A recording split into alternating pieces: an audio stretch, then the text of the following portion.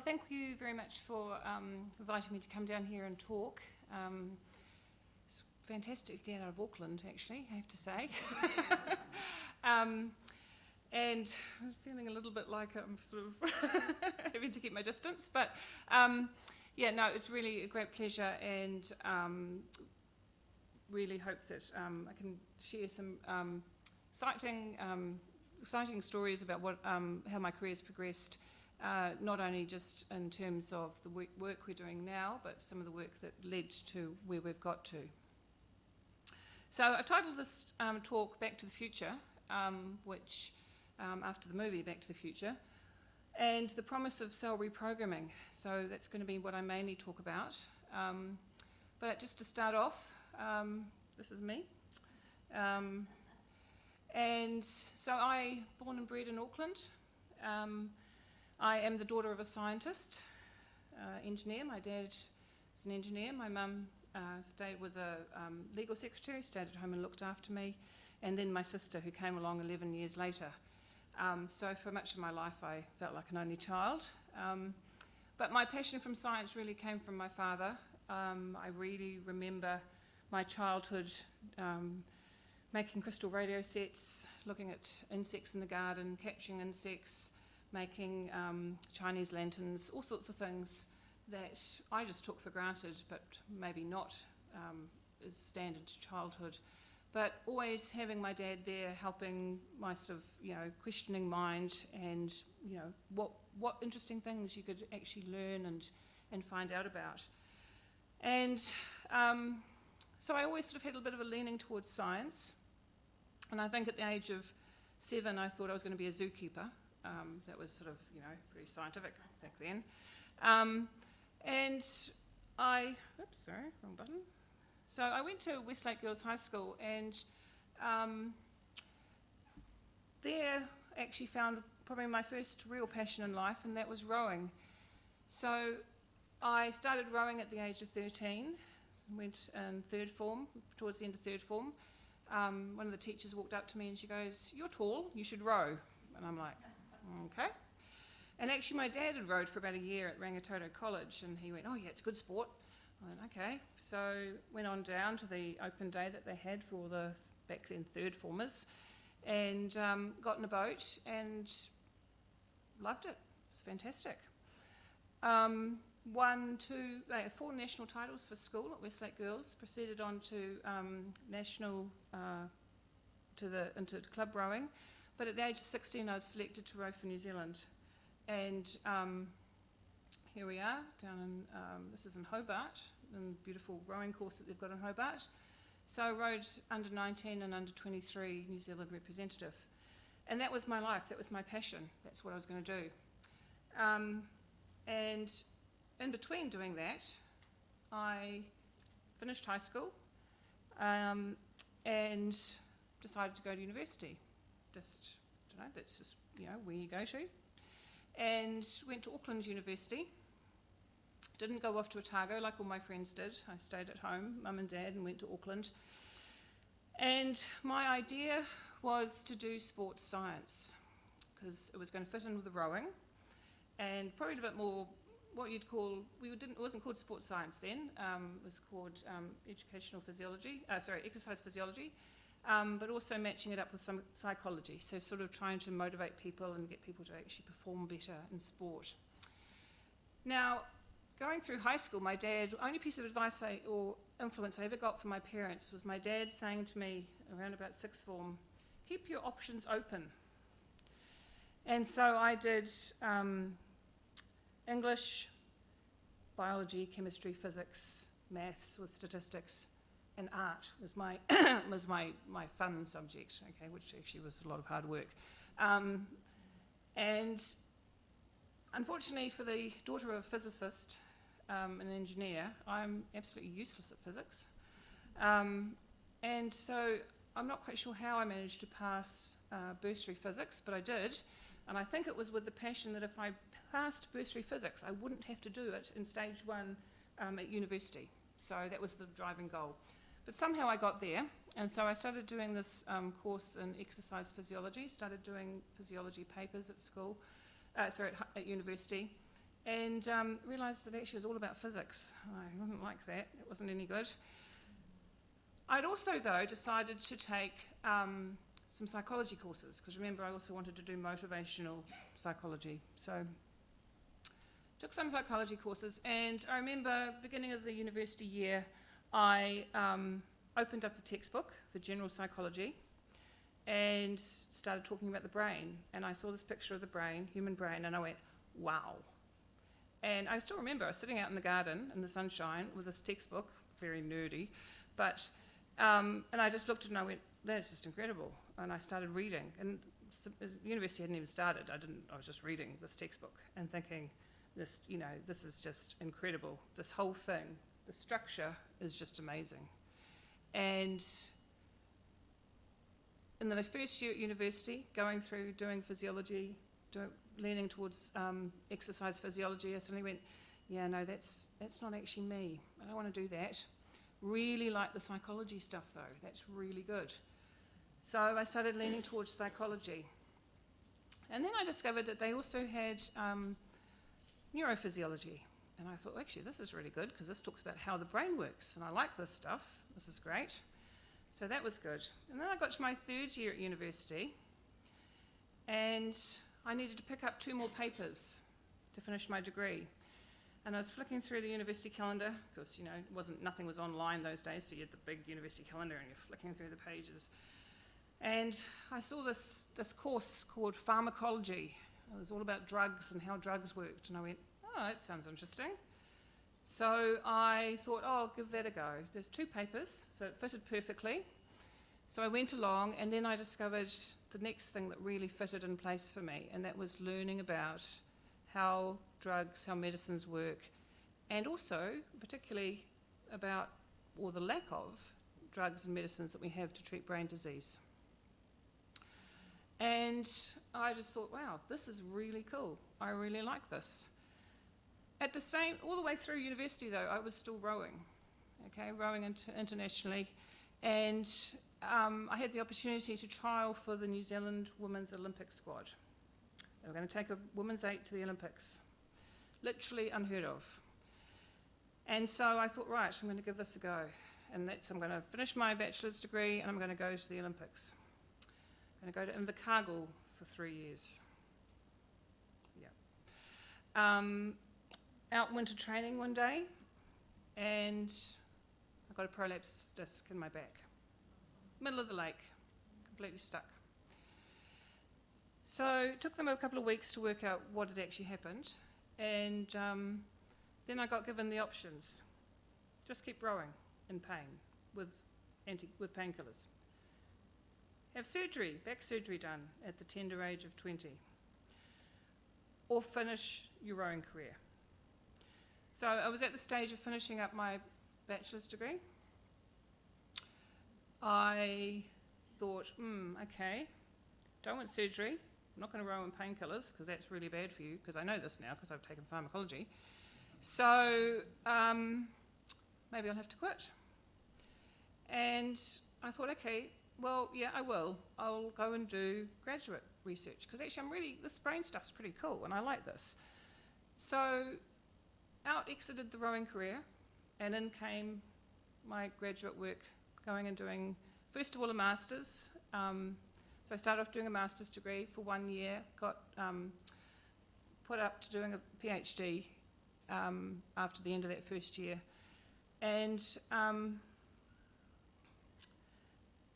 I was working on postmortem human brain tissue from the Neurological Foundation Human Brain Bank. And I was looking at what might be happening in the Alzheimer's disease brains. So I spent my PhD was all about looking at these proteins that I'm going to talk to you a little bit more about later on, called neurotrophic factors. And these are proteins in your brain that help support and keep brain cells healthy and alive. Okay?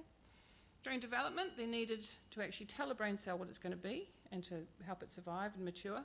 But just as important in the older brain or the mature adult brain, they actually keep, sort of like it's food for brains, neurons, okay? And what looked like was happening was that in Alzheimer's disease, one of these neurotrophic factors, nerve growth factor was becoming reduced, and it made those cells that die in Alzheimer's disease more vulnerable to beta-amyloid protein toxicity. So I completed my PhD in 1997 and was awarded the first Wrightson Fellowship from the Neurological Foundation to go and study at Northwestern University in Chicago.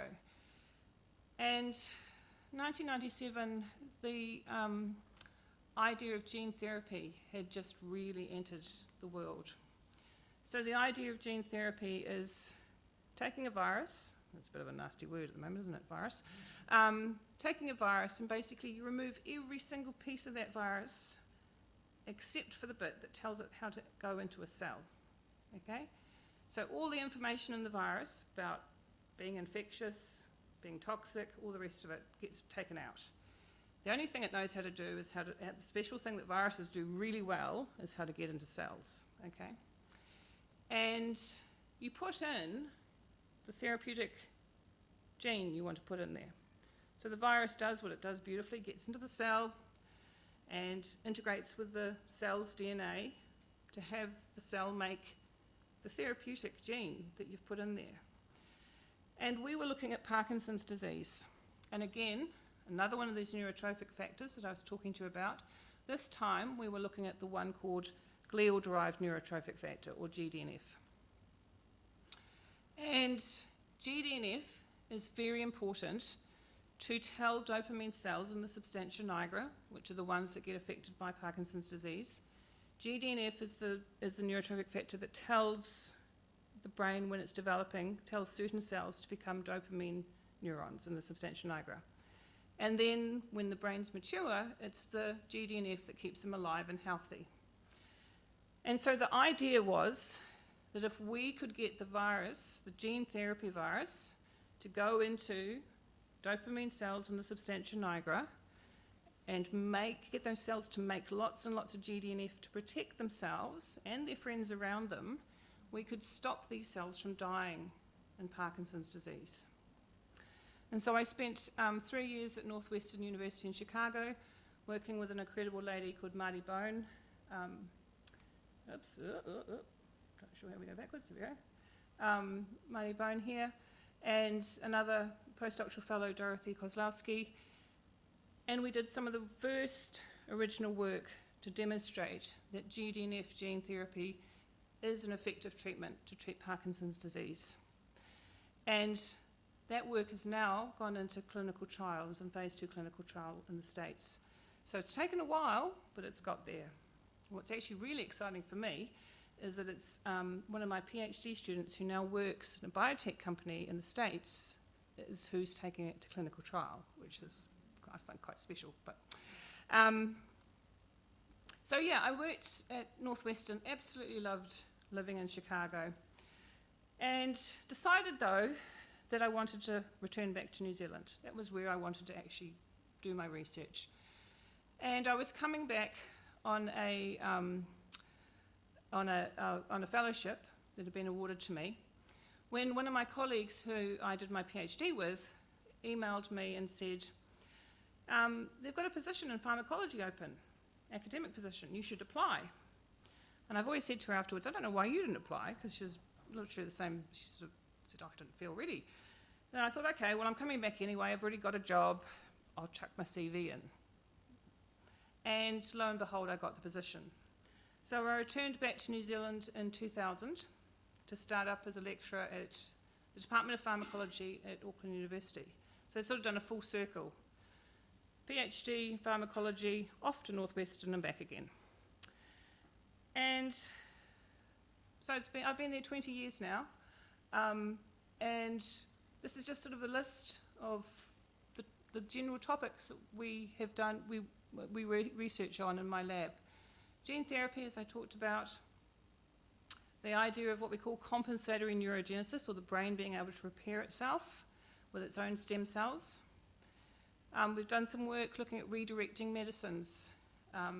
So that's medicines that are already being used for one disease, discovering that actually they might be able to help treat a certain type of brain disease, and it's called redirected use. What's really cool about it is that because the medicine's already approved, you don't have to go through a clinical trial to the same extent, okay?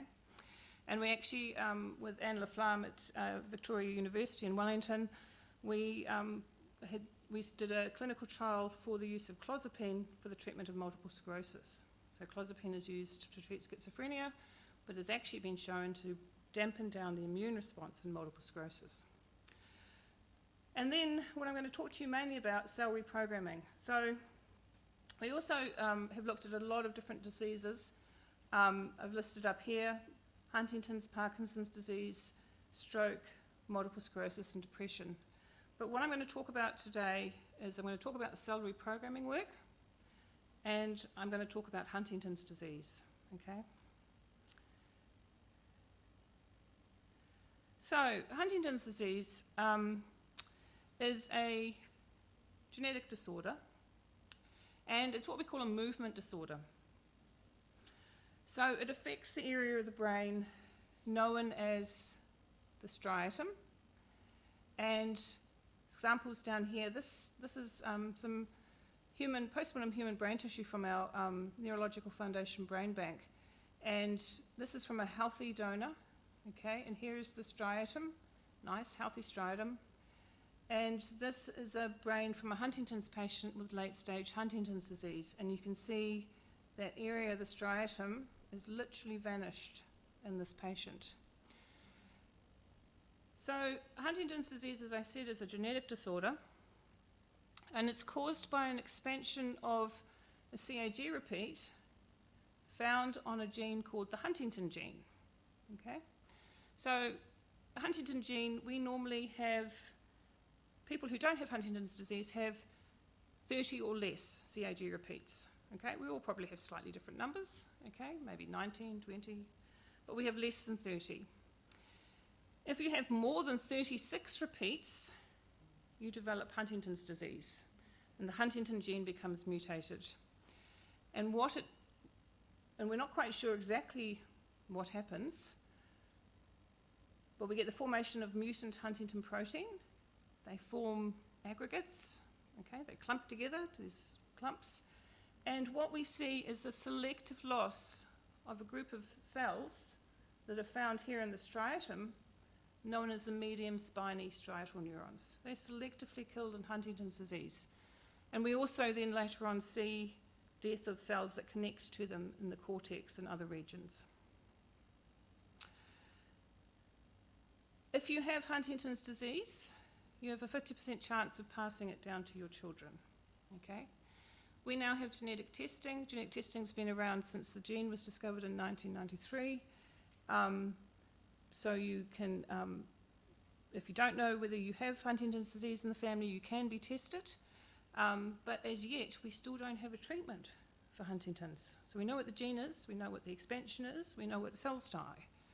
But we don't know what's happening through this whole process in here to cause the cells to die. So one of the first bits of work that I did that was funded by the Neurological Foundation when I came back to New Zealand was to use the gene therapy technology that I'd learned in Chicago and to transfer that to Huntington's disease. And so, again, talking about neurotrophic factors, this time the one that we're interested in is one that's known as brain-derived neurotrophic factor, or BDNF, okay? Now BDNF, again, as I said, just like the other neurotrophic factors, is the protein that helps keep those medium spiny striatal neurons healthy. What we do know is that in Huntington's disease, the mutant Huntington protein, so the BDNF usually comes from cortical neurons and gets passed down to these medium spiny striatal neurons, and it can also be made in the medium spiny striatal neurons. And what we know is that the mutant Huntington stops the BDNF from travelling correctly and from being made correctly. So patients with Huntington's disease have reduced levels of BDNF. So if these aggregates, protein aggregates of Huntington protein, again they clump together, make these nasty protein aggregates, that becomes toxic to those cells, the BDNF that helps keep them alive and helps support them, it's not there, okay? So they don't have a lot of resistance to fighting anything that's causing toxicity. So what we looked at doing was using gene therapy to take the gene for BDNF, get our little viral vectors, our viruses, to go into these medium spiny cells and to make BDNF. So the cells weren't making the BDNF, let's make them make BDNF by using gene therapy. And so we did a number of studies looking at that. These have all been done in various different rodent or rat models of Huntington's disease, and we have demonstrated that gene delivery using BDNF can prevent the medium spiny neurons from dying. So it appears that this would be an effective treatment to take into Huntington's disease. Fortunately, not so easy to commercialise. We can't patent BDNF, and we can't patent the gene therapy. So we have a clinical potential here, but nobody wants to take it any further because there's no money to be made. Okay? So on that note, I'll move on to the next thing. So some of you may have heard about the work that we done in Auckland, myself, Richard Fall and Maurice Curtis, and the whole concept of self-repair. So this is where I started to get my interest in stem cells. And when I was over in Chicago, I actually went to the talk by Rusty Gage and Piers Erickson, where they demonstrated for the first time that the adult human brain still has stem cells, and we can still make new neurons, okay? So when I went to university, which makes, well, as it was a little while ago now, we got taught that once your brain had developed, it was a slippery slope downhill, and you just kept losing brain cells at this rate. Every time you sneezed, you lost about 1 million of them, it sounded like, you know. So it's amazing that we're still walking and talking, but actually no, that's not true. We have stem cells still in parts of our brain, even as adults, and they continue to make new brain cells. And the main region that is in is an area known as the subventricular zone. I've got a little diagram up here. And again, this lines that area that we talked about with Huntington's disease, the striatum. So the subventricular zone, the stem cells are just sitting right there, right beside the striatum. And what they normally do, those ones, is they normally go up this highway called the rostral migratory stream to the nose, and they make new olfactory neurons. Why the nose, you say? What's so special about the nose? Well, what's so special about the nose is that you've actually got brain cells in your nose, okay? So when they do the COVID test, they're probably taking out half your brain cells, but anyway. So they go up there because your nose obviously is exposed to the external environment, and you replace the brain cells or the neurons in your nose every 2 to 3 weeks, okay? So you've got self-repair going on in your nose all the time. You never knew that, did you? And hopefully you also have new brain cells being made in an area called the hippocampus, which is involved with learning and memory formation. So if hopefully tonight you've learnt something, you'll have made a couple of new brain cells, okay? I hope. Okay, so they demonstrated that. You know, it was the first time. And then we did, for Maurice's PhD, what we did is we also demonstrated that in Huntington's disease, that those stem cells responded to those dying medium spiny neurons in the striatum, and they went out, these little guys here, this is them in green, okay? They go out, they look like little caterpillars inching along, okay? I've got some time-lapse video.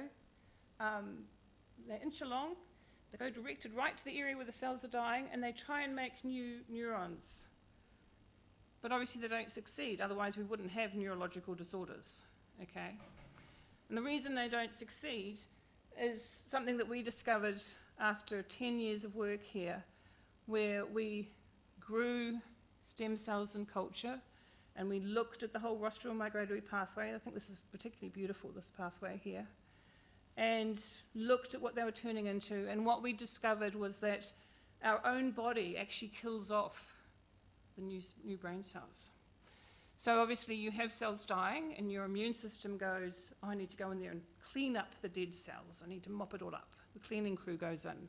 The cleaning crew gets a little bit excited about cleaning and becomes toxic and actually starts killing these new brain cells that come in, okay? So if our body wasn't so good at cleaning stuff up, we might actually have a proper self-repair process going on. So the interest in stem cells, though, I started to get more and more interested in this concept of stem cells. Obviously, our brain can't do it by itself. Okay, it needs some help. So we started looking at rat stem cells and seeing if we transplanted them into a model of Huntington's disease, so stem cells from a rat brain, would they survive and would they make these new medium spiny neurons? And this is all work by Elena Vasey for her PhD. And if you can hopefully see them, the lights might be a little bright here, but these are 4 sections of a rat brain, so sort of going through the brain like that. And the green blob, which is the most important thing you can see, these are the transplanted stem cells that we put in there, and they have turned into new medium spiny neurons. And look at them, they're pretty impressive. It takes up, so pretty much all of the area has been filled up. And we can actually make even more of them if we expose them to a chemical called lithium chloride. I'll talk about lithium again in a minute. So, yes, we can in rats using rat stem cells, but that's not going to help people, is it? So, I'm now going to move on to the story of cell reprogramming. So, this is something that I didn't, if you told me when I was at university that this was going to be possible, cell reprogramming, I would have told you were dreaming. Okay, so to me this is a bit Star Trek-y. Still is, even though I do it, okay, all the time. 2007, this guy here, Shinya Yamanaka, stood up at a talk, at a lecture over in Boston, and again I happened to be there, and told us all that he had taken human skin cells and he had put these 4 genes in and he had turned them back to looking and acting exactly like embryonic stem cells that you get from human embryos. And he called them induced pluripotent stem cells. And there was a stunned silence in the audience for about 10 minutes. So these are all the top stem cell scientists in the world. And then a few people got up and went, yeah, right. It was really interesting. But he was right. And he won the Nobel Prize in 2013 for this. Okay? And this is now quite standard technology. We don't use human embryonic stem cells now. We don't need to, okay? What we can do is we can take a patient or person's skin cells, we can put in these 4 genes, we call them the Yamanaka factors, and we can make these IPS or induced pluripotent stem cells that look and act exactly like human embryonic stem cells, and we can make all the different tissue types in the body, just like you can from human embryonic stem cells, from a piece of skin. It's pretty cool, right? So, why am I excited about this? Well, the reason why I'm excited about this is from putting my pharmacology hat on. So, we do all of this work looking at developing new drugs, new treatments, particularly for brain disease and brain injury, in rodents. And only 10 to 15% of the drugs that ever go into phase 1 clinical trial get out the other end and go to people, okay? And the main reason for failure, 56%, is efficacy, meaning they don't work, okay? The other thing, other big part, 28%, is safety. Now, they work in rodents. They work really well. We've cured rats of everything, I tell you. I mean, they'll just live forever. Okay, so everything gets done in rodents. We are not rodents, okay? So when you have your drug working in a lab rat that's probably been inbred so that it has very, very similar genetics and epigenetics, and then you take it out and you put it into a population of people, different ages, male or female, because most studies are done on male rats, okay? Different genetics, different ethnicity, might have smoked, might have drunk, might have goodness knows what else they might have done. Not in a bad way, I'm not saying it like that, but your drug has a huge barrier to overcome. It has to work in all of those different people, and that's why it fails, because we don't have a test with human variability in these genetically defined rodents. So the really exciting thing about cell reprogramming is we can take skin cells from every single one of you in the room here and grow them up, and they will all have your genetics, just your genetics, okay? And what's even more exciting is that we can take them from patients with Huntington's disease, for example, as I'm going to tell you about, and they develop Huntington's disease symptoms. But we don't use the type of cell reprogramming that Yamanaka developed. So that's this one here, taking the skin cell, turning them into induced pluripotent stem cells. Then, of course, obviously, we want brain stem cells, okay? So we want to tell our pluripotent stem cells, you're going to be a brain stem cell, and then you're going to make brain cells, okay? And I've just put human neurons here. We don't want to go through this part. My lab sat down and we thought about it, and we thought, we don't want to go through this bit. And the reason we don't want to go through this induced pluripotent stem cell phase is because of the word pluripotent. Pluripotent means they can turn into all the different tissues in the body, okay? Now we, interested in brain disease, we only want brain stem cells. That's all we're interested in. Now, when you go through this step here, from pluripotent stem cell to brain stem cell, you need 100% of your pluripotent stem cells to decide they want to be a brain stem cell, okay? Now, any rogue pluripotent stem cell that goes, no, I'm not going to do that, and they're in this bundle of cells here, and you use them for transplantation, they can turn into a tumour, okay? Now, I don't want to be the person to say, hey, we've fixed your Parkinson's disease, but we've given you brain cancer, okay? So we don't want to go through this part. So what we thought about was, why can't we just go from a skin cell directly to a brain stem cell? Let's skip this bit altogether. And this had never been done before. We sat down in 2010 and thought about this. Never been done before. So I just put this cartoon in because I quite like this cartoon. Okay, so this is not all public's perception of science, but we've got an idea.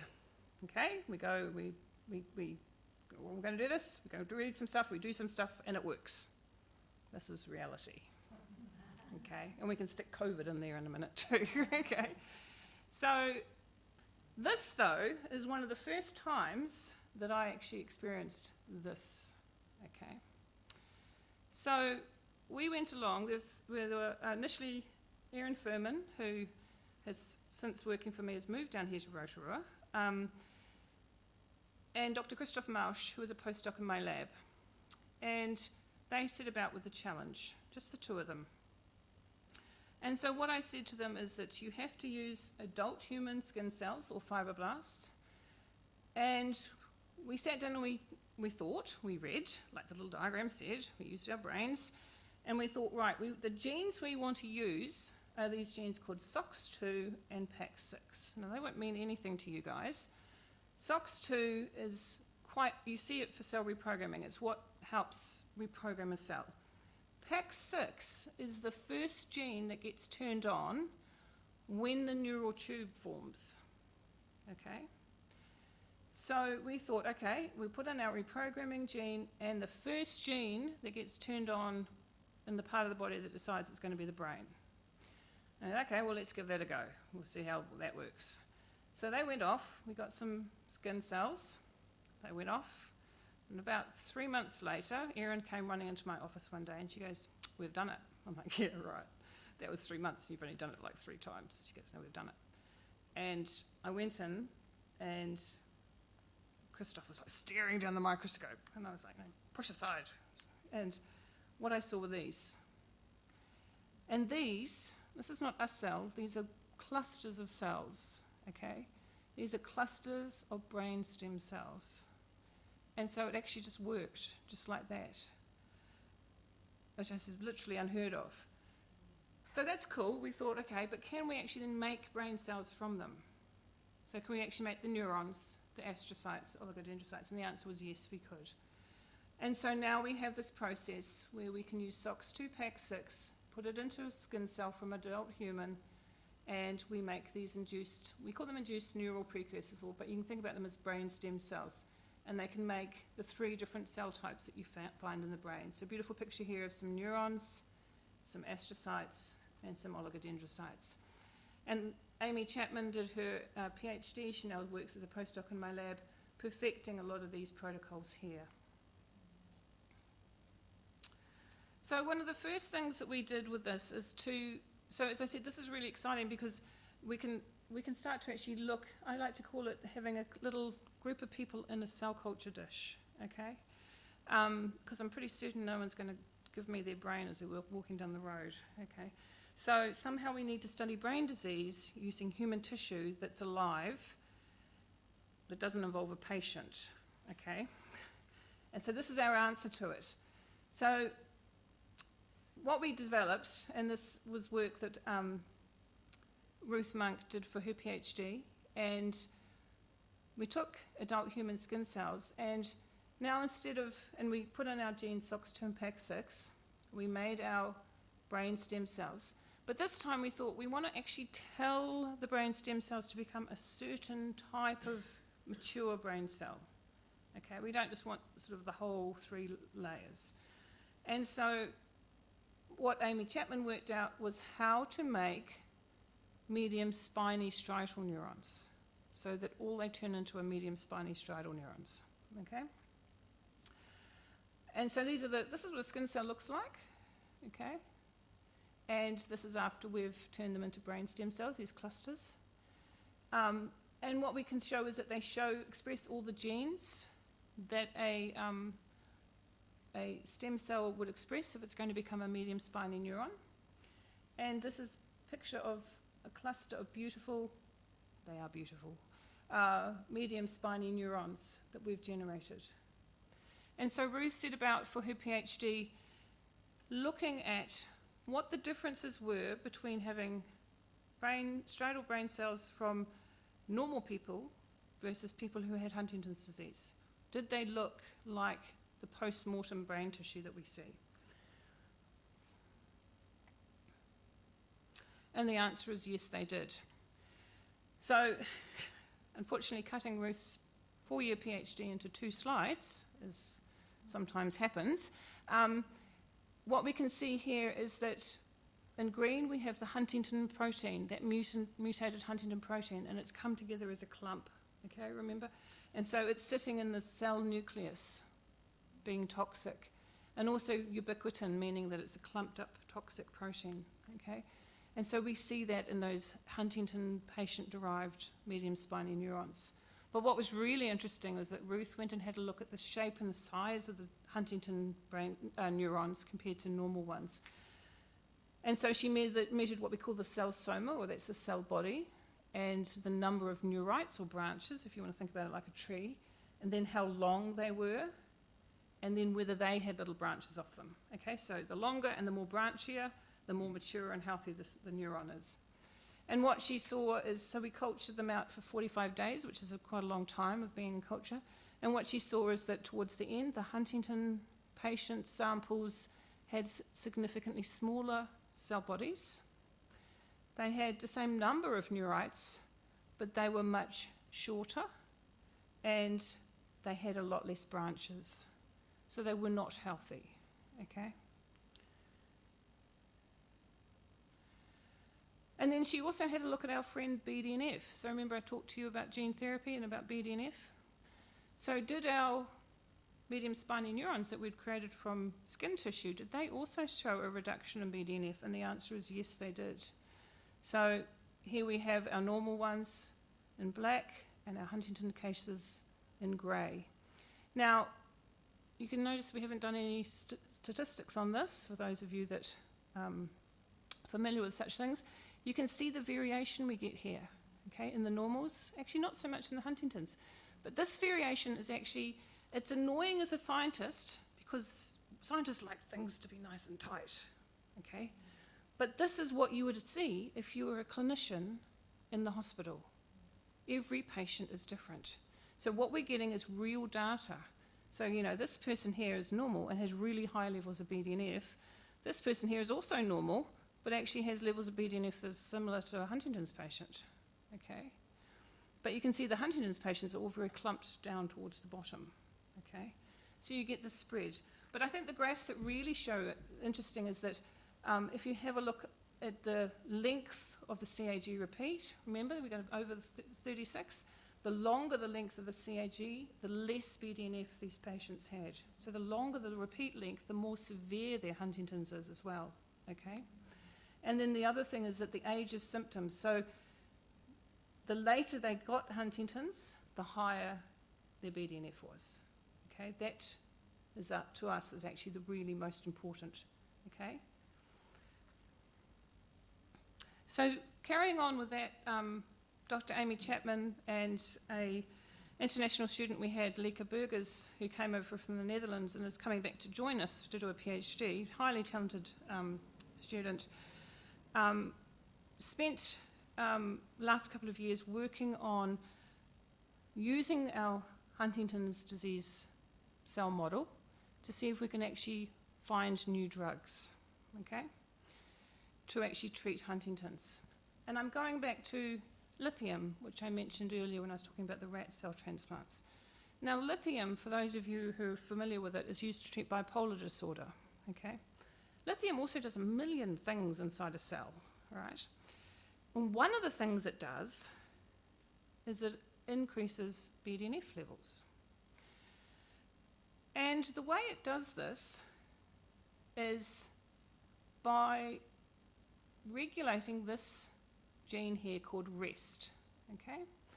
Now, these are normal cells from a normal patient, and the green is staining for REST, okay? Now, REST is normally kept out of the cell nucleus by Huntington protein. And by keeping it out of the cell nucleus, it lets BDNF to be made and to be produced. In Huntington's disease, we notice that REST gets taken into the nucleus, okay? So you can see here it's just sitting in the nucleus, it's not all spread out. So the mutant Huntington doesn't hold on to the REST, it goes into the nucleus and it stops the BDNF from being made. Okay, so remember I said to you the medium spiny neurons don't make BDNF. Lithium can come along and it can turn on this gene called P120, which is a very boring name, and it can take the rest out of the nucleus to let the BDNF being made. So lithium can actually stop the effect of mutant Huntington in preventing BDNF from being made. And we can see, you can see here, we've got rest back out of the nucleus. And so what happens to the BDNF levels? Well, we've got normal levels of BDNF, we've got Huntington's patients, lower, and we've got Huntington cells, patient cells that have been treated with lithium. At the moment, unfortunately, though, Amy and Lieke have only got 2 samples because that's what hit. COVID-19 has been incredibly disruptive this year. So I know everyone has been affected by COVID-19. And we think about the small businesses and we think about all of that, but scientists have been hugely affected. So the first lockdown didn't affect us so much because I had a huge number of new students in the lab and we were still training them. But people like Amy and other students, another PhD student, Nicole Edwards, had to stop all their work for 9 weeks. Second lockdown came in Auckland. We had less than 24 hours and we had to chuck away $20,000 worth of cell work that had been going on for 8 weeks. One thing I have to say is the Neurological Foundation has been incredible and has recouped us the cost of the lost money and given us extensions on our program grants. And I have to thank the donors and the foundation for all that kindness. But this project has been completely stopped this year. So we can't tell you the answer to this because we only have two cases, okay? but I do have something exciting to finish on. And that is that using our technology, we now think we have a therapy in which we can actually transplant our skin-derived striatal brain stem cells into patients with Huntington's disease to replace those that are lost. So last year, before COVID came along, Dr. Amy Macaulay-Chapman did this work, so taking the human brain stem cells, and she transplanted them into a rat model of Huntington's disease. And so if you have a look here, so what we do here is we inject a toxin called quilinic acid, which is also found in Huntington's patients and is toxic to medium spiny neurons only. And so on this side here, just ignore the green at the moment, on this side here, which is a normal side, you can see in red, nice, healthy, medium spiny neurons. And on this side here, you can't really see many because we've killed them all, okay? The green, though, are our transplanted human brain stem cells. And what's really exciting is that we got up to about 70% of them turning into mature neurons. And not only that, they turned into medium spiny neurons. And so what's really exciting for us is that we're now looking at commercializing it and going to clinical trial. So that is our good news story for this year. And so I have to, as I said, give huge thanks to the Neurological Foundation, not only for the support that they have given me all the way through my career, right from my postdoctoral fellowship, but all the way through to the funding support that they've given, listed here. Also the support they've given me, as I said, this year due to COVID-19, and through the donors who have made that possible with their funds and their support. Also, I have had all of these graduate students have been supported by Neurological Foundation Miller Scholarships. Okay, and this is Amy Chapman, who incredibly talented scientist. Rebecca Plain, who now works for ATF Pharmaceuticals. Dr. Catherine Jones, who now works as a professional teaching fellow down at School of Biomedical Sciences, and Nicole Edwards, who's finishing up her PhD this year, working on Fragile X syndrome. And so just leaves me to thank you, the audience, and I'm happy to answer any questions. Thank you.